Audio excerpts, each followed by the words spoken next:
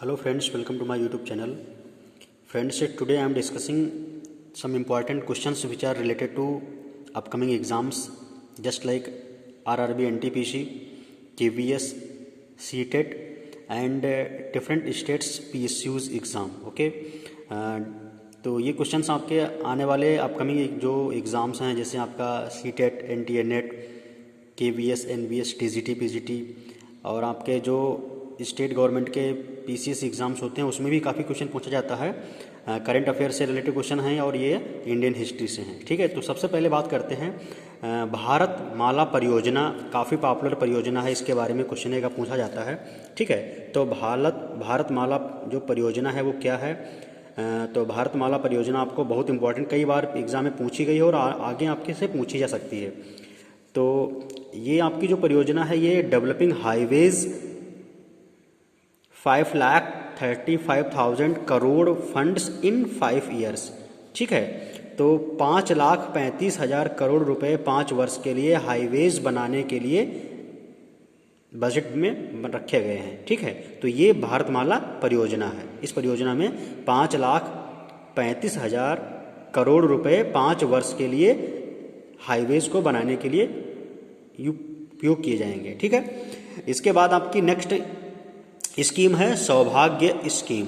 ठीक है, तो सौभाग्य योजना जो है उसके बारे में जानते हैं। ये योजनाएं आपके हर प्रकार के एग्ज़ाम में पूछी जाती हैं और आप इनको अच्छे से तैयार कर लेना। मेरा वीडियो देखने के बाद अपने नोट्स में इसको बना लेना और टाइम टू टाइम रिवीजन करते रहना। देखना आपके सभी एग्ज़ाम जो भी आप दे रहे हो सभी में आप अच्छा कर जाओगे। ठीक है, और आपका जो कंपटीशन है वो निकल जाएगा।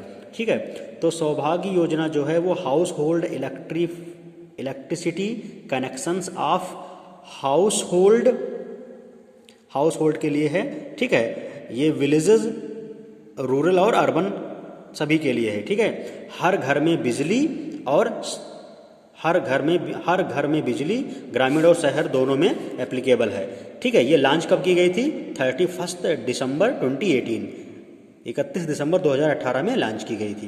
तो ये हर योजना के बारे में मैं जो पॉइंट आपको बता रहा हूँ ये इनको आप एज इट इज नोट कर लेना और इनको टाइम टू टाइम रिवीजन करते रहना। ये आपसे पूछी जाएंगी कि सौभाग्य स्कीम कब लॉन्च की गई थी। ठीक है, और ये किससे रिलेटेड है, तो सभी चीज़ें आपको आनी चाहिए। अगला है विलेज इलेक्ट्रिफिकेशन, या इसका दूसरा नाम पूछा जा सकता है Deendayal electrification. Okay, if 10% houses are electrification then village is set to be village electrification. ठीक है, तो ये ऐसी स्कीम थी जिसमें एक गांव के अगर 10% हाउसेस हैं वो इलेक्ट्रिफिकेशन हैं तो उस गांव को इलेक्ट्रिफिकेशन कहा जाता था, विलेज इलेक्ट्रिफिकेशन कहा जाता है। तो उसी का नाम है दीनदयाल इलेक्ट्रिफिकेशन। ओके, इसके बाद एक नई जो योजना है उसका नाम है दीनदयाल विलेज इलेक्ट्रिफिकेशन स्कीम। ठीक है, दीनदयाल विलेज इलेक्ट्रिफिकेशन स्कीम, इसमें थोड़ा सा डिफरेंस है। क्या है ये गांव को बिजली युक्त बना देना। ठीक है, इसमें 10% नहीं पूरे गांव को ही बिजली युक्त बना देना। ठीक है, ये खास बात है, याद रखना, डिफरेंस है दीनदयाल विलेज इलेक्ट्रिफिकेशन स्कीम और विलेज इलेक्ट्रिफिकेशन स्कीम में। ठीक है, विलेज इलेक्ट्रिफिकेशन का मतलब है कि अगर किसी गाँव में 10% घरों में बिजली जा रही है तो इसका मतलब वो गाँव इलेक्ट्रिफिकेशन है। लेकिन जो दीनदयाल विलेज इलेक्ट्रिफिकेशन स्कीम है उसमें पूरा गांव, यानी उस गांव में जितने घर हैं सभी घरों में बिजली की जो कनेक्शन है वो इस्टेब्लिश किए जाएं, तभी वो गांव दीनदयाल विलेज इलेक्ट्रिफिकेशन स्कीम के अंदर आएगा। ठीक है, इसके बाद आपका है मुद्रा योजना। तो मुद्रा योजना काफ़ी इंपॉर्टेंट है। मुद्रा योजना का जो बेसिक ऑब्जेक्टिव है वो क्या है? It is related to SCs and STs। तो ये SC ST से रिलेटेड है और ये women oriented loan, women empowerment को इंक्रीज करने के लिए वुमेन ओरिएंटेड लोन की फैसिलिटी प्रोवाइड कराती है। और आपकी micro small industries should be financed. ठीक है, जो आपकी माइक्रो मिनी और इंडस्ट्रीज़ हैं, माइक्रो स्मॉल इंडस्ट्रीज, उनको फाइनेंस किया जाए। तो इनको 3 कैटेगरी में बांटा गया है। S का मतलब शिशु, K का मतलब किशोर, T का मतलब तरुण। तो शिशु, किशोर, तरुण कैटेगरीज में हैं और ये जो स्कीम है वो अंडर प्रिविलेज्ड पीपल्स के लिए अप्लाई की जाती है। ठीक है, तो ये काफ़ी इंपॉर्टेंट इसमें टर्म है कि ये स्कीम आपकी SC ST से रिलेटेड है। ओके, तो मुद्रा योजना काफ़ी इंपॉर्टेंट है। ओके, इसके बाद आपकी स्कीम है उजाला। तो उजाला का मतलब होता है उन्नत जीवन by affordable LEDs and appliances for all. ठीक है, तो उजाला का मतलब है उन्नत जीवन by affordable LEDs and appliances for all. ठीक है, और जो DELF है ये टर्म आपका उजाला से ही रिलेट करता है। ठीक है, आपसे अगर पूछा जाए DELF किस स्कीम से रिलेटेड है तो उजाला से रिलेटेड है। ठीक है, ये आप याद रखना। अगली आपकी जो स्कीम है वो है संपदा स्कीम। तो संपदा स्कीम का मीनिंग, इसमें आप देखते हैं कौन कौन सी इंपॉर्टेंट चीज़ें हैं। इट नाउ बिकम प्रधानमंत्री किसान संपदा योजना। ठीक है, तो इसको बोलते हैं प्रधानमंत्री किसान संपदा योजना को PMKSY।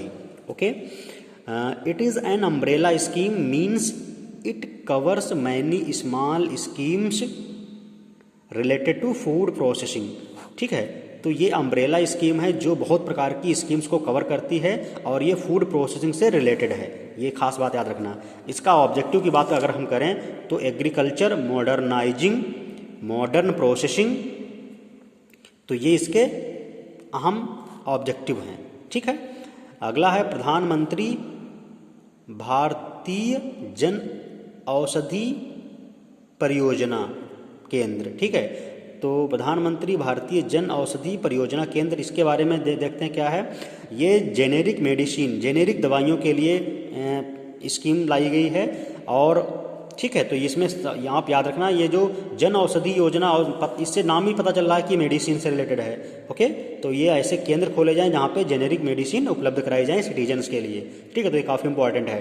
अगला आपका है अटल पेंशन योजना, तो APY इसको शॉर्ट में बोलते हैं, अटल पेंशन योजना। तो अटल पेंशन योजना, पेंशन योजना फॉर अनऑर्गेनाइज्ड सेक्टर और विलेजेस। ठीक है, तो जो अनऑर्गेनाइज्ड सेक्टर में लोग काम करते हैं तो उनके लिए ये अटल पेंशन योजना बनाई गई है कि अनऑर्गेनाइज्ड जो पीपल हैं उनके लिए ये बेनिफिशियल हो। ओके, तो ये मेरे द्वारा बनाए गए कुछ इंपॉर्टेंट क्वेश्चंस की लिस्ट थी। मैंने आपको एक बहुत इंपॉर्टेंट लिस्ट बता दी हैं। आप कोई सा एग्ज़ाम दोगे, चाहे वो SSC हो, रेलवे हो, या फिर आपका टीचिंग से रिलेटेड TGT PGT का हो, आपको NTA NET या किसी स्टेट के PCS के एग्ज़ाम दोगे तो उसमें भी आपको इन स्कीम से क्वेश्चन जरूर मिलेगा। तो ये वीडियो अपने फ्रेंड्स को शेयर कर देना और अच्छे से आप रिवाइज करते रहना टाइम टू टाइम अपने नोट्स में इंक्लूड करके। देखना आपका पेपर अच्छा हो जाएगा और आप अपने फ्रेंड्स को शेयर करके उनकी हेल्प कर सकते हो, क्योंकि ये कंटेंट ड्यूरिंग NTA NET की प्रिपरेशन में मैंने बनाया था, तो मुझे लगता है कि आपको शेयर कर देना चाहिए।